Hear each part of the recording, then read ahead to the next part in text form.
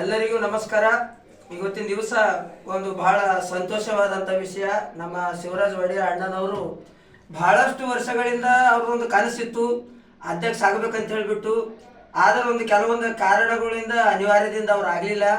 ಇವತ್ತು ಇದು ಏನು ಅವ್ರು ಅಧ್ಯಕ್ಷ ಆಗಿರೋದ್ರೆ ಇವತ್ತು ಅದೊಂದು ಬಯಸದೆ ಬಂದಂಥ ಭಾಗ್ಯ ಅಂತ ಹೇಳಿಬಿಟ್ಟು ಇವತ್ತು ಬಹಳ ಸಂತೋಷ ವಿಷಯ ಅದ.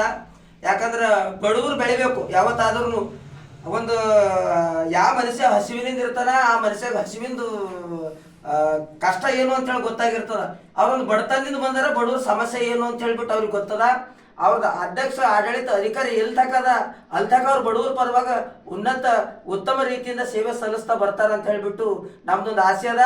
ಅವ್ರಿಗೆ ಒಳ್ಳೆ ರೀತಿಯಿಂದ ಶುಭ ಆಗಲಿ. ಹಿಂಗೆ ಮುಂದಿನ ದಿವಸದಾಗ TP ಆಗಲಿ ZP ಆಗಲಿ ಹಿಂಗೆ ಒಂದು ಉನ್ನತ ಪದವಿದಾಗ ಹೋಗಿ ಎಲ್ಲ ನಮ್ಮ ಯುವಕರಿಗೆ ಒಂದು ಸ್ಫೂರ್ತಿಯಾಗಿ ಬಡವರು ಧ್ವನಿಯಾಗಿ ನಿಲ್ತಾರ ಅಂತ ಹೇಳ್ಬಿಟ್ಟು ಈ ಒಂದು ಸಂದರ್ಭದಾಗ ಶುಭವನ್ನು ಹಾರೈಸ್ತೇನೆ. ನನ್ನ ಹೆಸರು ಸಂತೋಷ.